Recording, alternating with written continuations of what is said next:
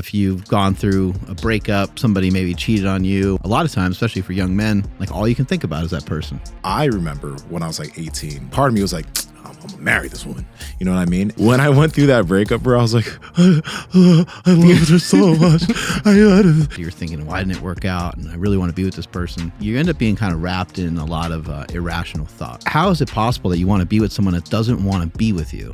That just doesn't make any sense. I did marry the high school sweetheart. It ended up breaking up again and it didn't work out. You're going to continue to work on yourself. You're going to continue to get better. And as you do that, there's going to be more girls. There's going to be more opportunity. You'll have more dominance in the marketplace if you just focus on yourself and give yourself time to improve. Now, one thing I used to have fun with in high school is, in high school is when like smartphones first started being a thing. So, you know, the homies would have their phones and stuff. I'll be like, hey, bro, can I check something real quick? And I real quick just open up Safari or open up their Chrome. Every time. And then every time, y'all got to close your windows, dog. You need to close your windows. Press X or actually just search on private browsing. Like, come on now. Every time you went there, they were like looking up stuff from ancient history and things like that. Yeah. Right? Ancient historical figures. Highly intellectual. Mythology. Gentlemen. Documentaries. Yeah, that's cool. Oh, yeah. Yeah, remember? That's what You know, they're called. Nothing wild. I was doing the same shit, but it was always just fun to grill kids on it, you know? You gotta like delete your history and stuff. You gotta go private. You gotta know what you're doing. But as you guys know, none of us here are watching porn anymore. No, I haven't watched it probably, I don't know, maybe 2 years or so. Dude, fucking congrats. Yeah, thank you. This was fucking awesome. Yeah, it's been I mean, I'm twitching a little bit here and there, but I'm okay. Yeah. Every now and then some ass slips on my Explore feed. I just gotta be like, oh! Away from me, she-devil. I'm so glad I didn't have smartphones when I was in high school. Like, we still were fucking around with Nokias and shit. So, Barely need a girlfriend. You could barely see anything on my iPhone screen. It was just like crusty. It was just a layer of glaze. I would never touch a teenager's iPhone. Just straight up. I would never touch a teenager's iPhone. You gotta be careful. Yo. But Hey, I saw this clip the other day. let's check it out. And I think it would be pretty cool to show. And we have a topic that we're going to dive into today, talking about relationships and things like that. But let's watch this clip first. See what you got, Mark.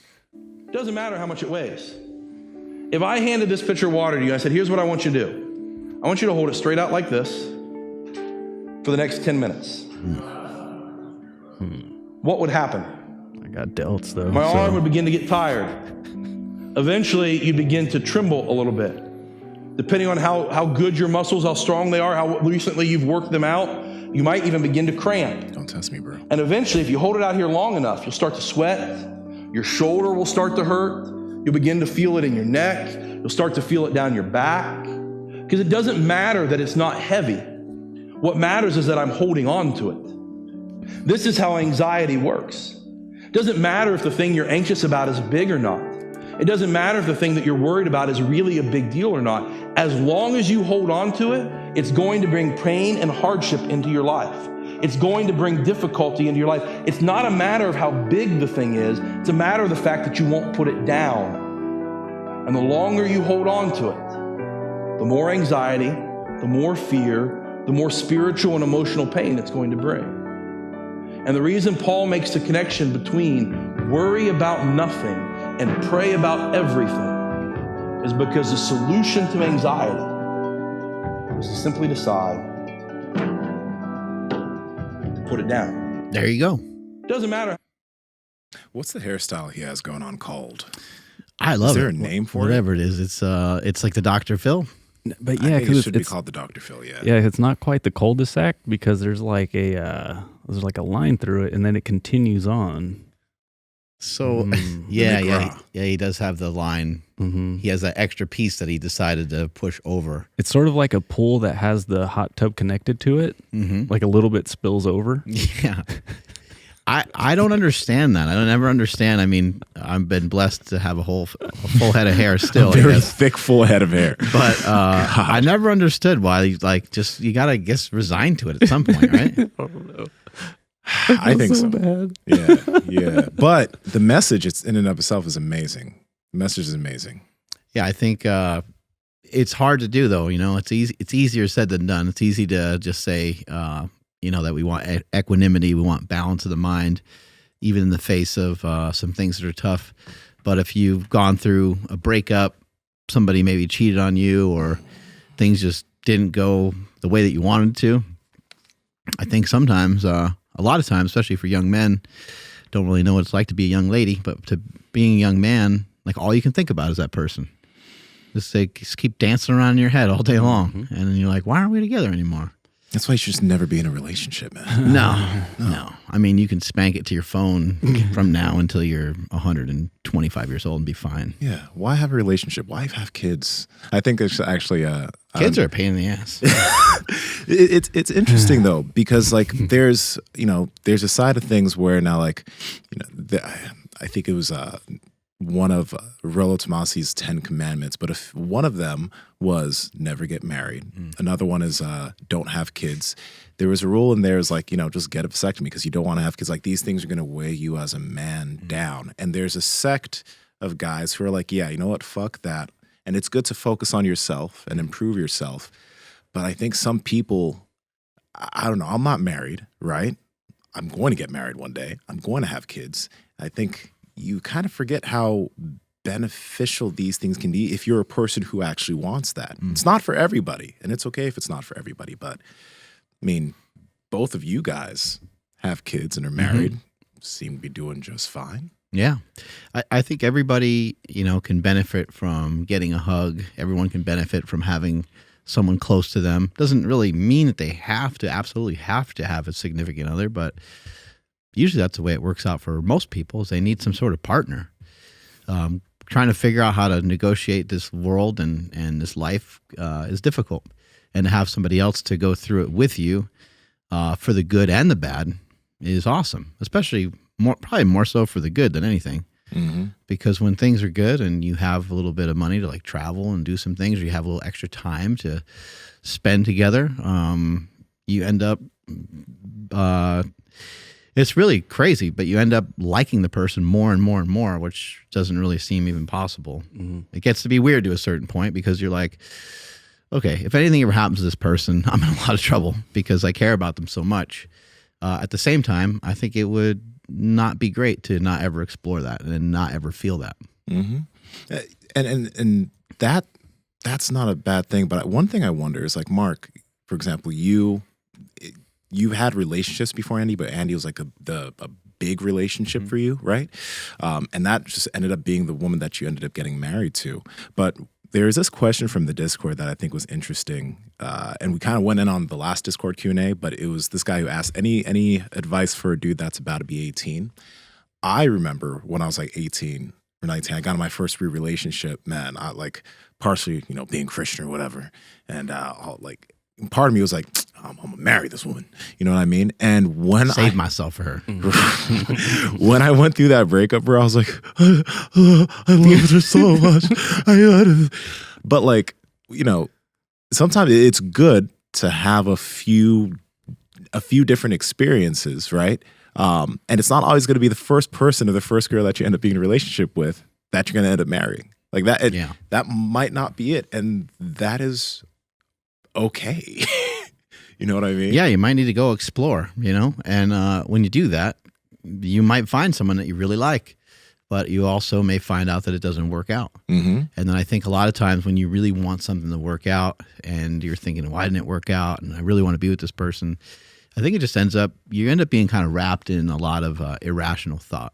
You're like, want nothing more to be. But if you actually really think about it, how is it possible that you want to be with someone that doesn't want to be with you? Mm-hmm. That just doesn't make any sense. Or there's some sort of thing in the way. Sometimes it's just travel. Sometimes somebody's like, I'm going to college. Mm.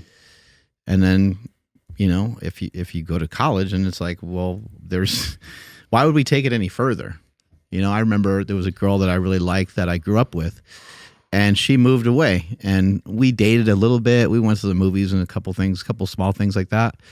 And then she talked about like going to college, and I talked about going to see my brother in California and stuff. And we're like, all right, well, that's it. And I was sad. I cried, I was upset, but I was like, well, it's better to cry just a little bit now rather than have some bigger issue later on, right? And so it was just like some puppy love, probably. Yo, I had a friend that like was going to get into a long distance relationship with a girl. He's a little bit younger, and I was just like, long distance relationships aren't necessarily bad. Some people make them work, right? Some people do make them work. I personally wouldn't get in one. Well, by having multiple partners around as soon as the other one's gone. Right? Well, that's what everyone thinks is going to happen. At least, I don't know. I would think that. The thing is like your girl's going to go away to college and be unscathed. Come on.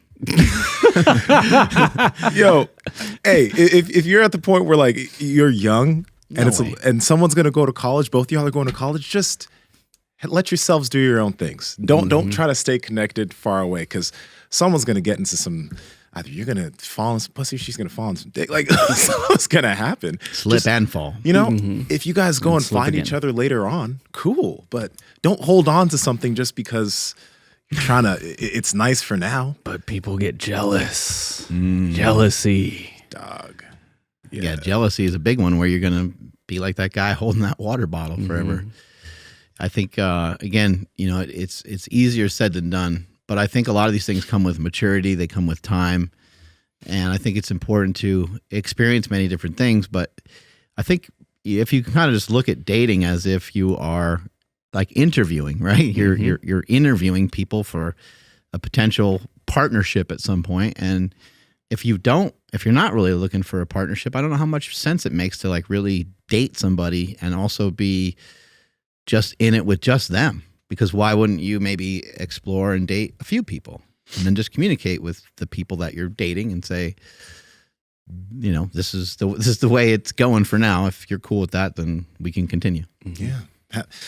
And that's a healthy way of doing things. You know, some people do get caught in the trap of like, they find one person that they kind of like and that person kind of likes them, and then they just zone in hard. And especially now with like how dating is with all the different options, if your goal, again, is to find someone who you can get married to, and with a lot of guys nowadays, like there's a lot of guys who are anti-marriage, and there's a lot of things that go into that, or anti-being with a single person. I get that. But if you're someone who wants to do that, you should give yourself time to explore. You should give yourself time to kind of focus on yourself and build yourself up, you know, as you get older and older, because the truth is like, as you become better, as you become more, you will have more options of the type of people you can date and then the people that are going to be attracted to you. So there's a strength in not just committing immediately to the first girl that gives you attention, or not just like being all in on that first relationship. But the thing is there are people that first relationship ended up working for, like yourself.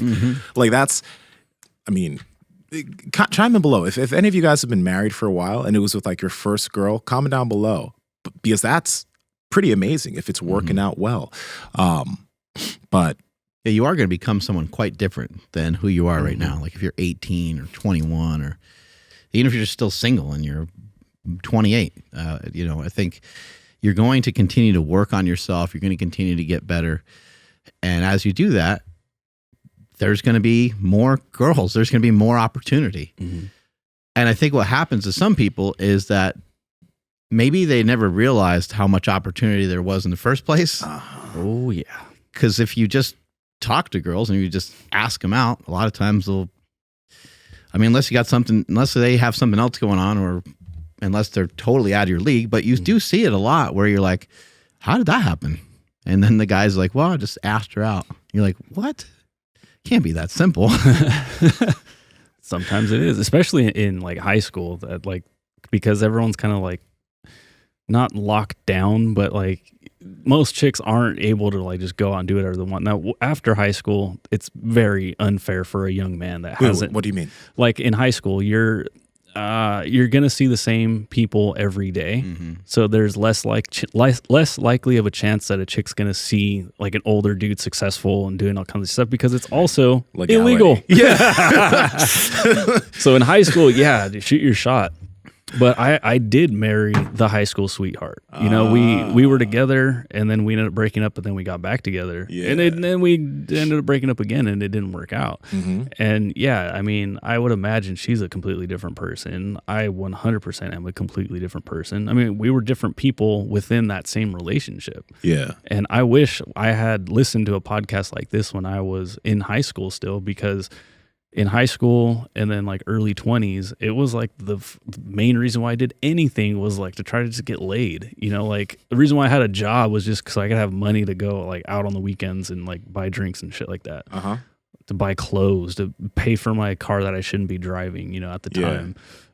And like, yeah, it was like the main driving force for everything. Instead of like trying to build myself up, it was just like, what is the best paying job I can get into right now, just so I can have some money to show off and like, you know, again, try to get girls and stuff like that. I think it really slows you down. Oh, big time. I think It it really set me does. back very far. Yeah. I think it really slows you down. I don't Focusing think, on girls? yeah, I don't think guys should really have someone serious until they're a little older. I mean, at least a couple years out of high school, just because in high school, I think even just coming out of high school, like you're trying to figure out job or college, like you're trying to figure out so many things, trying to figure out some sort of like career path. And that could even just take you in a different direction. Some guys are thinking about the military, you know, I mean, that story has been played out a million times over. Like when you get married in the military, I believe you get more money. So a lot of people do it for a bunch of different reasons, financial reasons being one of them, but it seems like it happens very frequently where the person gets cheated on because they weren't really together for that long, actually like learning each other and enjoying each other before the guy goes off to wherever he gets sent off to. Yeah. Is it, like, I wonder with the average marriage age of people in like the 60s and 70s, because people were getting married mad young, but like now, like I couldn't imagine. There's a lot more religion attached to everything. There was, you know, there really was. And people are satanic nowadays. Heathens. Oh my God. But yo, like it really, as a guy, it's like, give yourself time, focus on your, like you should, at the end of the day, you should be focusing on yourself anyway and focusing on improving yourself, because the better you become, the more options you're going to be able to have.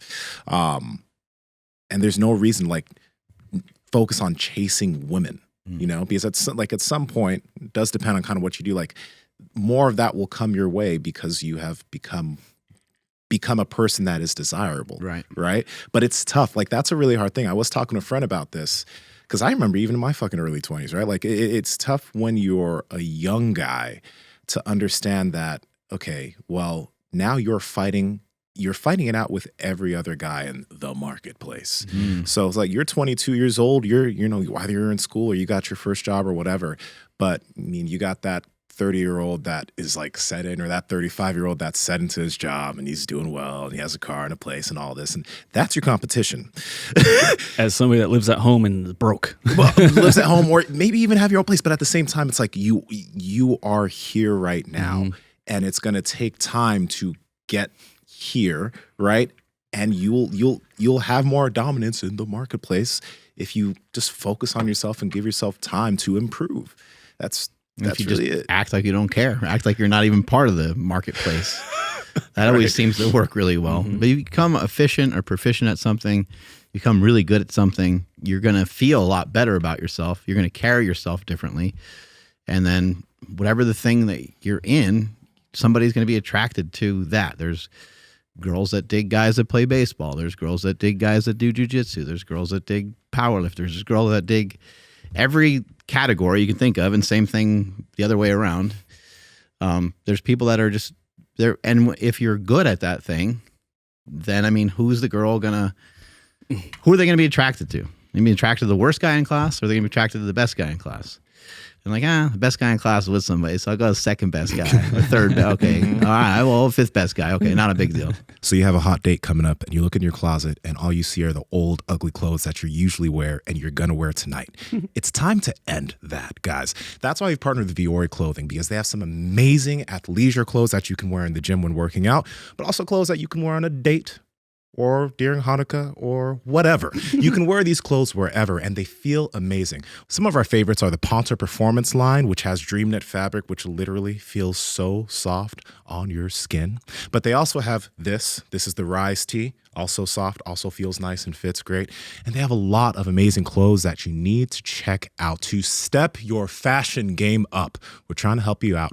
Andrew, where can they get it? Yeah, absolutely. You guys got to head over to vuori.com/power project. That's VUORI.com/power project, and you'll automatically receive 20% off your order. Links to them down in the description as well as the podcast show notes. How do you guys handle, like, okay, getting out of relationships, right? Or how have you guys handled that in the past? Because, like, you know, either if you're leaving a long-term relationship, it does suck, but it doesn't have to. You know, there's a sect of YouTube, because this is funny. A friend of mine, we were talking because he got a relationship, and he was watching this. I didn't know that this side of YouTube exists, where there are guys who make videos on, like, how to make your ex jealous, right? And, like, how to make them want you. It's like kind of like that video was mentioning. If somebody doesn't want to be with you, or, you know, things just aren't working out, why are you holding on to it, dog? Like, why are you trying to get that person back or make that person jealous, or even stay in that relationship? Yeah, no, it's like, fuck that. No. There's so much. There's so many People options. get into, like, a lot of fights and stuff too, you know, and they get in a lot of arguments and stuff. And I don't think that, I guess I could say that a lot, you know, most relationships are different, right? Almost all relationships are different, but I don't really think you should be fighting a lot. No. Personally, I don't think, maybe little arguments here and there, discussions, going back and forth on stuff. You have your view, I got mine. That's not really what I'm talking about. I'm talking about, like, slamming doors and, like, yelling at each other and stuff like that. I think that people think that's normal. People do think that's normal. And I don't think, look, if it happened once in the case of 5 years, then I can get it. I can understand. I'd be like, okay, well, maybe somebody got really upset and, you know, they threw something against the wall or something. Like, it makes sense. But other than that, I don't think that that's where you want to be. But when things get volatile like that, and when things get high strung, that's when somebody wants to get one over on somebody. And you probably already have to be out of that relationship before you ever even get to that point of where you want to dig back on somebody else. I felt like something came to mind, Andrew. Yeah, it did. It was something I read. It was if you guys break up and she wants you back, it's not that she was like, oh no, I made a huge mistake. She tried to replace you and was like, oh shit, actually he was better than this guy. I'm going to go ahead and run back that way. So there's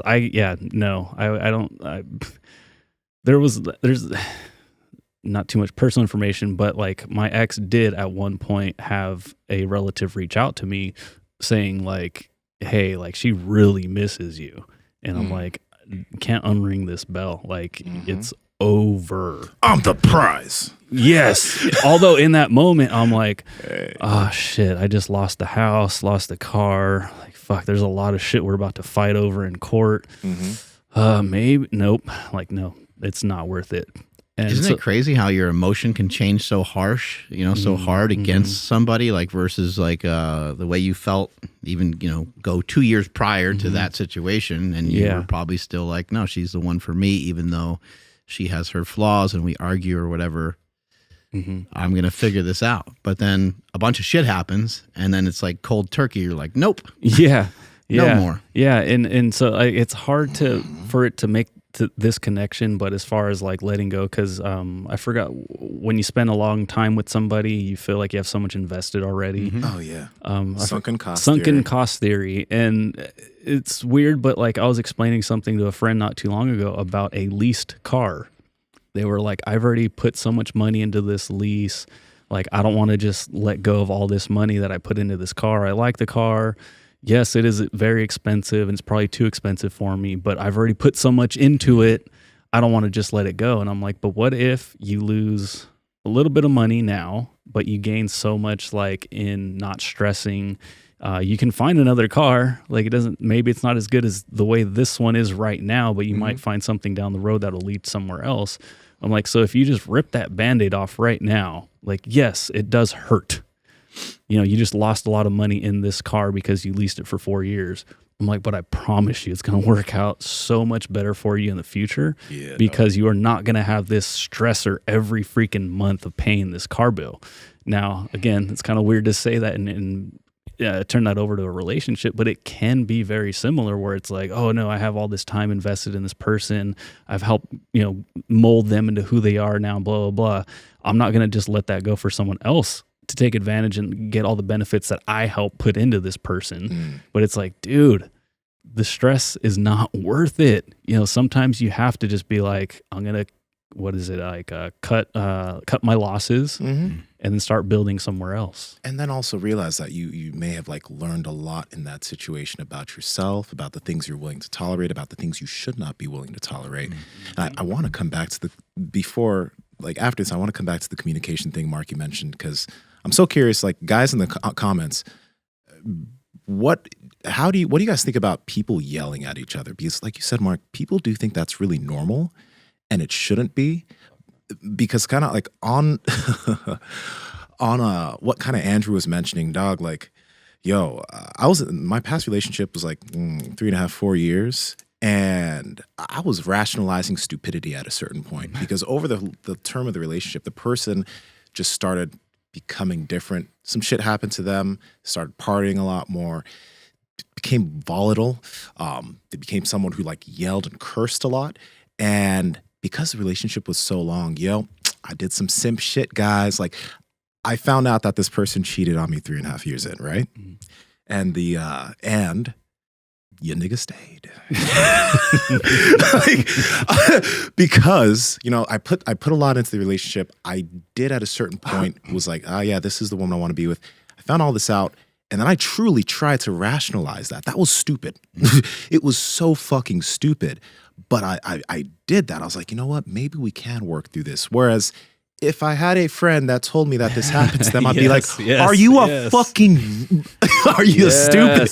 Like I would roast the fuck out of them. 100%. But because I was in sunken cost theory, I had goals for this. I rationalized stupidity, and that was such a bad move, right? But you really can't do that. You like when shit like that happens, it's not like I was married to this woman, not like I had fucking kids with this woman. Like, you just gotta fucking cut ties, bro. Because there's so many other people out here, But it's wild, the shit that especially if you're deep in a relationship, the shit that you would allow yourself to put up with, being that deep in, it's not okay, dog. Yeah, you're like, no, but I love her. And love is great, but like it to an extent, like just some shit like, I gotta call myself out. That was a simp move on my part. It was stupid. Dog. It's a really good strategy to treat yourself like you're coaching yourself. Yes. Look at yourself like if a friend came to you for advice, and it's like, hey, dude, like we argue every day. Fuck, every day? Like, yeah, every day she's mad. Like, okay. Like, what have you tried? Like, I've tried X, Y, and Z, and she's still mad. It's like, yeah, well, okay. Fuck, dude, I don't know. Maybe you guys just aren't meant for each other. It's like, no, we totally are. And it's like, come on, bro. Like, I think you understand what you need to do. You can also learn. You can learn to love someone new. Like I know people don't want to believe in that. They want to think like, this is the one. This is. You'll think you're in love with somebody, and then something will happen, and then. Even a thought of that person won't evoke the same thing. Maybe you got excited. Maybe you got a fucking boner over thinking about the person. Now you're just like, I don't even want to think. Yeah, your dick crawls into your belly button. Where'd it go? And I'm sure the same can happen in reverse. It turns into an innie. Yeah, and women could dry up a little bit down there. It turns into chalk. Oh man! But you can learn to. I mean, I think sometimes we think every encounter is going to be like the same, or think everything's going to be like work out this perfect way. But my mother-in-law is a really good example. She unfortunately was widowed twice. She lost her first husband and her step-husband. He also died at like 69 years old. So she's now 75 or 6 or something like that, and she's still around. But she's a great person to talk to about relationships because she's been through many different situations. And she's like, my first husband, like, he was like my soulmate. I felt like a very special connection. And she's like, and I might remember it differently because that's my children's father, so you know, she's like, it wasn't perfect. She's like, we might have gotten divorced anyway, regardless of what happened to him. But then her second husband, she's like, is just different. She's like, I wasn't attracted to him in the same way. Like, I was attracted to him. I was attracted to what he does. I was attracted to who he was as a person. But she wasn't like, oh my God, like this guy's so hot kind of thing, like she was with her first husband. And I thought like, wow, that's really interesting. But again, you can learn to love someone new, someone different that maybe, I think a lot of guys, they put so much into the look, and that's cool if you could find that. It is very important that you're attracted to somebody, especially as time goes by. Oh yeah. But man, if that's kind of all you have going on, and you really start to think about like wanting to be with that person again, you're like, well, it's not really that rational, because we don't really, if I'm being honest, we don't really have that good of a time. You know, it's like you're just thinking that you want to be with them, maybe just because they're hot, or just because of the value you think they bring when you're together somewhere. Like, oh my God, his girlfriend's so hot, it's unbelievable. Yeah. Right, but no one really cares that much. Usually, what they care, I think it's kind of great when your significant other can like mingle and be around other people and be fun and be funny and be someone exciting to be around, rather than just people like, oh my God, she's so hot. Dude. I mean, if you can find both, that's cool. But yeah, that's cool. Yeah, if you can find both. But like, no, you're really right about that. Because when I do hear some of these, some of the manosphere cats, when I hear them to kind of talk about relationships and ratings, like, oh yeah, she's a 10, blah, blah, blah, blah. There's really not much talked about, like, who is that person? Would this be someone that you actually would want to chill with for a long period of time outside of her just being hot? And being hot is great, don't get me wrong. But it's like, if that's it, that is it. You know, that shit will fade. And then the response from the manospheres would be like, well, hustle, you'll just get a younger one later. Okay, I get it. But within the context, again, I think we kind of look at different things. There's some guys out here who just want to keep fucking younger girls, keep making more money, keep having fun. And if that's the way you want to live your life, like Andrew Tate's a perfect example for that. If that's the way you want to live your life, that is okay. There's no problem with that. But then there's also guys who actually want to build a family. They want to have children with somebody. And the woman that you pick to have your children with, ideally would want to be a woman that obviously you're attracted to, but a person that you like, because looks will fade. And I don't just personally, like, I love the way my girl looks, but that's not the only thing that ends up mattering in a person, right? There's so much more. So pay attention to that, because like, my ex was hot, but she was also a headache every fucking day. Like, shit. Like, I literally told this to Andrew, like, she was a beautiful headache. You know what I mean? And it's just like, you're hot, but it's just not that's worth it. all you got. Yeah. You know what I mean? Like, yeah.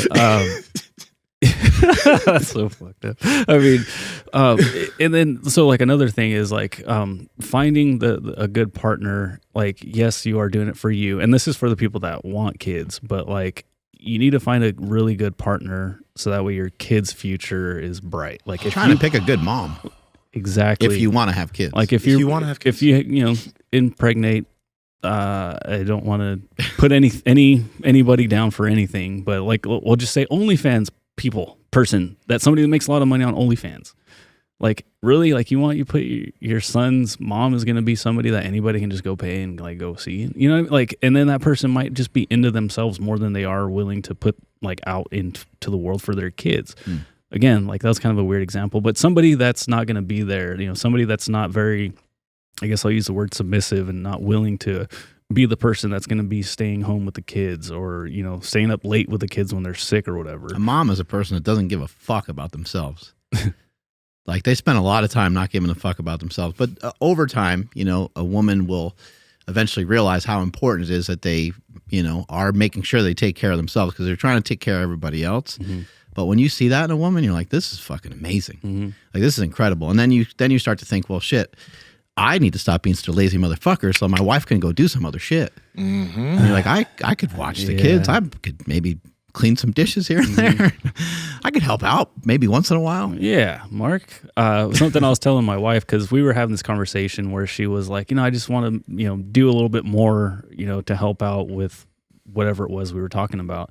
I'm like, you don't understand. I'm like, what I can see is that you don't see is that what you're doing today is affecting our grandkids. I'm like, because you're raising our kids to be really good people. I was like, that you can't put a price tag on that. I'm like, that is invaluable. And so it's like, yeah, exactly what you said, Mark. Like, she puts everyone else ahead of herself, but we need to find a better balance within our household where it's like, okay, yeah, like I will watch the kids, you get a workout and whatever it may be. We're still working on that, but she understands and she's down to like, I understand like what my, I don't know, job or whatever you want to call it. I'm like, but what you don't understand is like how important it is that you're doing this right now. Like, I'm talking about like generational benefits of what you're doing.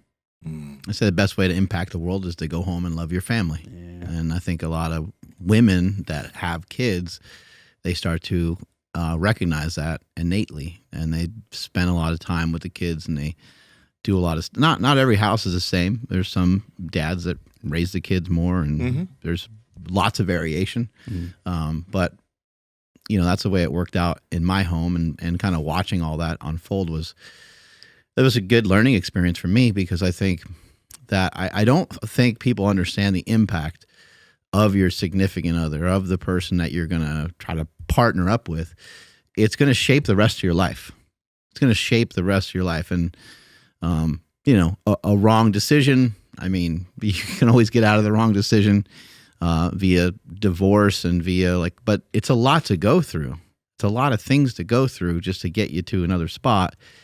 And if you're just picky in the first place and take your time and understand that it's a process. I mean, you might feel pressure. Like maybe you're 19 and you've been with somebody for 2 years, and you might feel the pressure to go and do all these things, to run off and get married and stuff like that. But I think people need to kind of pump the brakes. They need to think about it. I was married at a young age, but everything just felt so normal with my wife. We dated for about a year. We were engaged for about a year. And I kept thinking the whole time that things were going to change. We moved in together after we were dating for about a year. And I was like, this is probably it. Like, we'll probably live together, and like, it'd probably be weird. Like, it's probably not going to work out. And then everything was the same. And we got married. It was the same thing. I was like, this is good. This is probably something weird's going to happen, probably. And it's not going to it's not going to be sustainable or something. Or rather when we got engaged. But everything was the same all the way through. The only thing that was different was when we had kids. And when you have kids, it's a lot, because it's no longer about you. Everything's about them, and and that takes a while for a guy, I think, to be able to transition and get used to that. With the woman, I think they're ready for it. Something that's kind of interesting is like on this episode, we've been, obviously, most of the listeners are guys, right? And there's like the situation of, oh yeah, you got cheated on or whatever. But you got to put in the time to, as you're doing all this self-development to make more money, be able to communicate better with people, whatever you're doing to develop yourself and focus on yourself, you probably should also do work to see kind of like where your faults may be if while you're in a relationship is maybe as far as the way you communicate with somebody. Because I was coming back to what you're mentioning about the communication with people and yelling and whatever. And me and my girl, we watched a show called Couples Therapy on HBO. We've fucking gone through all of it. And it's very interesting seeing the dynamic of some of these different couples that go in and seeing because like, first off, when you're watching it, sometimes you want to take the side of one person, but then this therapist, you realize, wow, there's a reason for therapists, because this therapist does a good job of like just being a mediator and going in depth on both people, even though like we may be like, oh, she's at fault or he's at fault. You then figure out like, oh shit, he communicates to her like this because of his mom and dad doing some shit like this, and then she has this whatever, and there's not always the villain and the right person. Both people have shit that they need to work out and get better at so that they can be a good unit. And a lot of times, like, we just say, oh, it's this person's fault for this. I have no fault. But there might be some shit that you need to really, whether it's, going to therapy, whether it's figuring some shit out, but there needs to be some way you can work on that aspect of yourself so that you can have a healthy relationship, because many of us kind of potentially model the relationships that we've seen around us. Sometimes those relationships are amazing and beautiful and healthy. And sometimes those relationships have a lot of shit that isn't the healthiest, but it's all we know. So you got to figure that out, because that could be a reason why some things are just continuing not to work out for you. Such a wide range of things that can happen within a relationship. You know, like I know people that are in marriages that are, at least it appears by the comments that they make, they're kind of sexless, you know, or they don't have sex very often. And you're like, man, that's not great. Like somebody in that relationship is not getting what they want, what they need. Like as a guy, it feels, to be quite honest, it feels like a need sometimes, you know? And it's understandable. Like it maybe a guy wants / needs it more than a woman, maybe in certain cases, and it can be understandable how the partner doesn't always want to like oblige to, you know, how often you want to fuck her or whatever it might be. That all makes sense, but there has to be some sort of agreeable ground, and then I don't understand why you can't have a conversation about it. I don't understand why you can't just say, hey, look, you know, I would really love to fuck every day, basically. But if we can do it like once or twice a week, that would, you know what, I'd be good with that, you know. And I don't understand why there can't be, or I like it when you do this, I don't really like it when you do that. Since we're talking about it, hey, you know what, let's bring out the fucking vibrator or whatever. Whatever the stuff is, I mean, you may as well talk about it. If this is stuff that you enjoy and you like, it's a big part of the relationship. Yeah. You guys see that one post where that guy, he had a whole spreadsheet? I don't know how long it was. We'll just say it's a year, about how many times he was denied sex from his wife. And just like, it would say something like, ugh, I feel gross. He's like, and then proceeds to watch Netflix for 2 hours. So like, she didn't feel gross and then go take a shower. She's felt gross, did this. Too tired. Didn't go to bed for another 4 hours or whatever. It's like this whole long list, and he just tracked everything. And I'm like, ooh, it's like that would, like, I would have to hit the eject button too. It's not everything, but in my previous relationship, yeah, it was like the more committed I was, the less that happened, you know? So it's like, oh, we're talking. It's like, oh, she's trying to get my attention. And it's like, oh, we're together. It's like, okay, now I'm getting on a regular basis, move in together. Ooh, it's actually a lot less than I expected. Got married. Fuck, dude, it like never happened. And I'm like, damn, like what happened?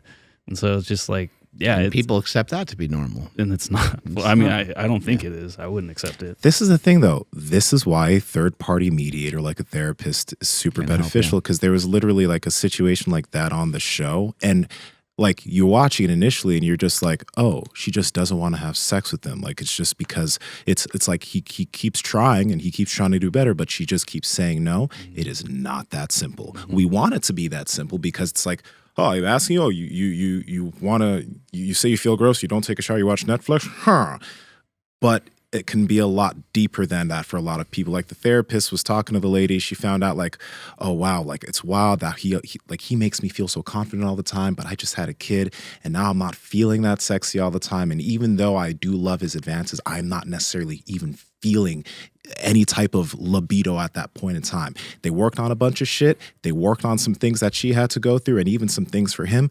Boom, they're having sex.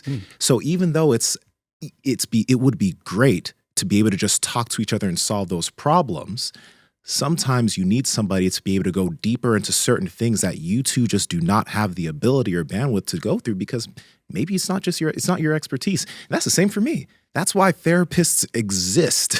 You know what I mean? Because we want things to be that simple. And I'm not some fucking relationship coach, but like seeing that just made me realize, fuck, there's a reason why people probably will benefit from this, rather than like, yeah, talk to each other, try to do that. But sometimes if your communication is just shit, you need somebody to help work this out for you. And it's a great thing to go do. Yeah. And I think that, again, it starts with communication. It starts with you talking and then saying, well, hey, you know, seems like you're really frustrated with me. Like, but I want to figure this out. I don't want to like end up separated or divorced or anything like that. I'm sure you probably feel the same way. Let's just go get help for it. And I think from what I hear from a lot of people is they're like, my spouse would never go to do that. To therapy? To therapy is what they'll say, but they never really mention it to them. And then secondly, what I would say too is I would also go to therapy on your own. Yes. Just go. Just fucking go. It could be private. You don't have to tell them anything. You don't have to tell your spouse anything. You can just go. It's not like you're trying to do something behind their back, but you are going through something hard. You don't really understand how to open up the door to talk to each other. I've told people this many times with their children and stuff like that too. And they're like, my child would never go to therapy with me. And I'm like, you're the one that I think needs to go to therapy. I'm not saying like that they need it in a bad way, but I'm saying that it would be useful for them because they would go to an expert that would say, you know what, when you're talking to your kid this way, it's probably making them feel bad. And then the parent's like, oh my God, I had no idea that that's the case. I had no idea. Like in the case of somebody, trying to get sex from their wife or something like that, you might be making the person feel bad because they might have situation or something going on that they don't even really want to talk about.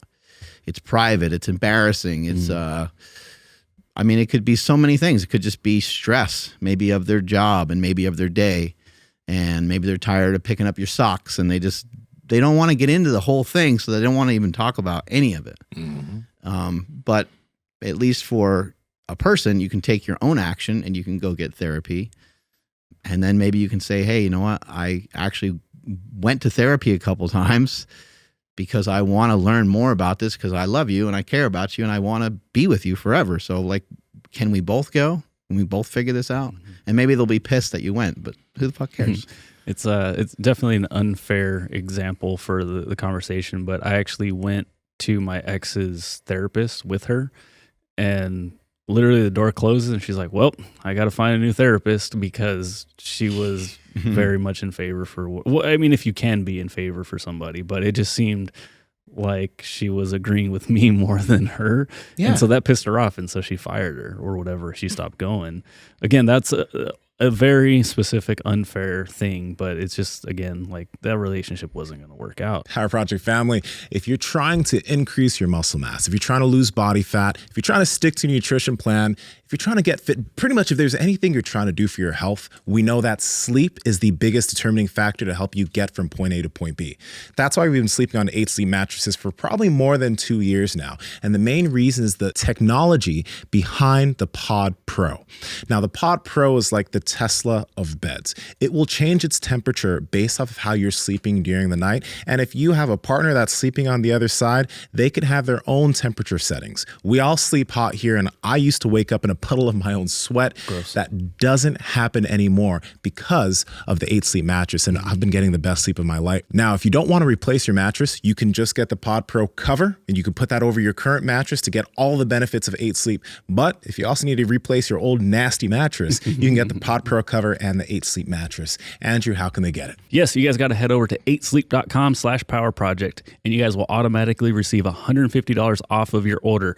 Again, 8sleep.com/powerproject. Links to them down in the description, as well as the podcast show notes. But what I wanted to ask you guys, so there's therapy. Is there anything else where, again, because we're mainly talking to dudes, that they can utilize to like help find some of those faults that you were mentioning earlier? Like, hey, maybe it wasn't just her, maybe it's just me. Like, I'm thinking something like that self-authoring thing. Is there anything out there that, like, because therapy is kind of there's a roadblock or a hurdle to get into it. So I don't know if there's anything online where somebody can go to like a workshop or something to kind of help them out.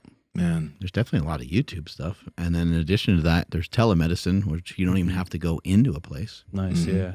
You know, it is, I've mentioned the self-authoring thing before because it does make you reflect, but it takes a long time because you're doing work on yourself. And I do think that's very powerful, but like, man, like even for me, like I feel like I should go just see a therapist and talk certain things out because over time, I have been, even when I was younger, I've been a person that's very self-reflective and critical. I don't ever want to try to come off like, or even try to look at myself as being, I guess, holier than thou or better or like, oh yeah, I'm definitely always fucking right.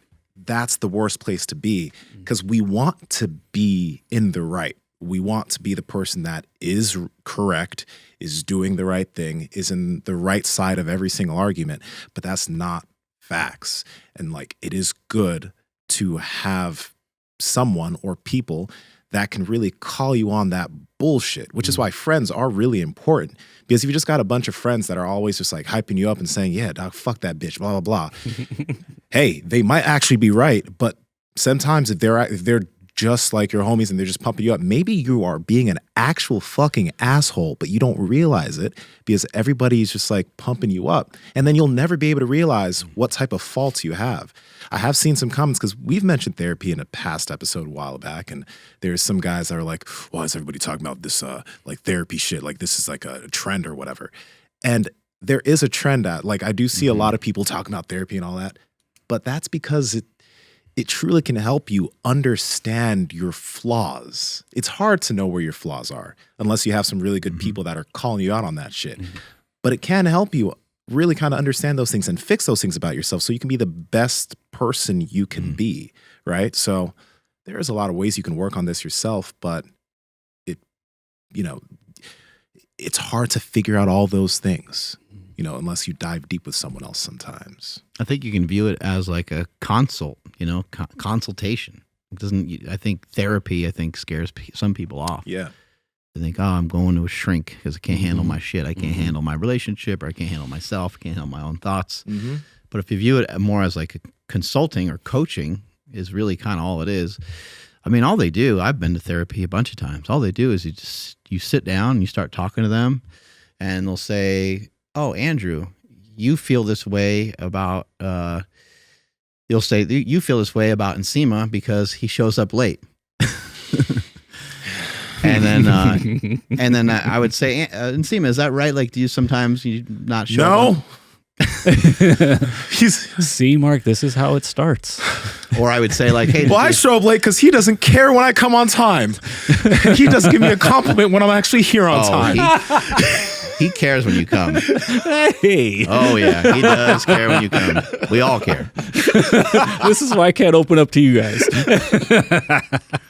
This is why it'll never happen. Yeah. But all they do is like they repeat stuff back to you that you already know. They already said. It's like not that intrusive. And I think it's really helpful. It's helpful, especially amongst it would be helpful for yourself if you just went even by yourself, but if you go with another person, you get to hear the different sides, and you get to hear your partner open up about stuff that hurt them way more than you could imagine, and you're like, and you feel awful. You're like, what the fuck? Stuff that I do hurts them. That like, I had no idea. God damn, you feel like a terrible person, but what a great trip that is. It's like, it's kind of like doing mushrooms, it's a trip. It's somebody showing you like, the way that you think you act is one thing. The way that your spouse thinks of you is another thing. And who is more important to have, think proper thoughts of you than your significant other? Yeah, man. It's a big deal. Like even like me and my girl, sometimes we have disagreements. We always discuss them. But one thing that she has said to me is like, you don't use descriptive language on the way you feel when you, because like I'll be like, yeah, I'm fine. I'm good. I'm all right. I'm good. I'm fine. I'm good. I'm all right. I'm good. It's cool. It's cool. I'm okay. No, don't worry about it. But one thing that over discussions that I've tried to do is I've just tried to understand the way I'm feeling at certain points, like just really just like, okay, and be like, you know what? You're kind of annoying me right now. This is why. But you know what? That honesty has really helped her understand certain things better. It's not like in an asshole way, like, bitch, you're annoying. No. And it's not like you're going home every day. Maybe it occurred and then you guys talked it out. Yeah. No, but like sometimes, like for example, for myself, sometimes something like something might actually just like annoy me, right? And I don't necessarily want to talk about it at that point in time. So I'm just like, oh, I'm good. But we've kind of talked about this before, but instead I'm just like, this conversation we had is kind of bothering me right now. I need some little bit of time to mull it over so I can get my thoughts straight. And then I will come back to you and we're going to discuss this, but understand that we're good, right? Like that's something that we've had discussions about and I've gotten much better with. Because I can remember in past relationships, right? Like one of my first relationships, this is when one of my exes said, "Oh, you're so cold." I'm like, I'm not cold. But looking back and I'm like, yeah, I was kind of cold. I never was a person who would yell or get angry or whatever. That's just not my thing ever. But I will back off and I will become a stonewall if I feel like, and that doesn't feel good for somebody. Like quiet and annoyed. Quiet. Yeah. I would never like rude, but like you could tell like something's up. Now, I'm not going to tell you what's up because I'm calculating. I right? think most women hate that. They do. But you see, this is an interesting thing too, because I put this video out a little bit because on the red pill side of things, they were talking about, never share your vulnerabilities with a woman. And we've kind of talked about that on this podcast. And there were a lot of guys there who were like, I've shared my vulnerabilities with a woman and she's used those things against me. And that's why you can't do that, because once you show a little crack in the armor, these bitches are going to break it down. You know what I mean? It's just, but just because someone's done that to you and someone's done that to me before does not mean that all women are now going to use those things that are, that you hold a little close. They're going to now use those things against you in an argument. That's what an immature person does. Like my girl's told me so many things about herself and her past. When we have a disagreement, I do not pull those things out to hurt her because I'm in a relationship with her and I love her and I don't want to hurt her. We're trying to reach a mutual resolution. That's healthy. But when someone's trying to crack at you with something that you told them, you know that that's probably not the most healthy person to talk to about things. And that's them. That is not women in general. That's just them. Yeah, I don't understand. It's sort of like kind of getting back with somebody you broke up with. I don't understand. I guess within that manosphere, they're just going to get with somebody and then move on to the next one. But like, if you're saying like, don't show vulnerability because she'll use it against you, it's like, well, I think I would rather show vulnerability and then see if she can handle it. And if she can't, well, then it's like, all right, well, cool. Thanks for helping me dodge a bullet, because I don't want to be with a person like that. And vulnerability doesn't mean like, because like when people use that word, a lot of guys think like that means that you're telling them all your problems and you're crying on their shoulder. And that's not, that isn't it. You're not crying all the time and saying how sad you are and this happened to me today. And that's not what we're talking about. It's just like being a bit more open with somebody about maybe the way you might be feeling about something. But it's not crying on her shoulder all the fucking time. But when some of these guys hear the word vulnerability, immediately it's like, I can't handle my life and everything's falling apart and it's so hard. Like, that's not it. Yeah.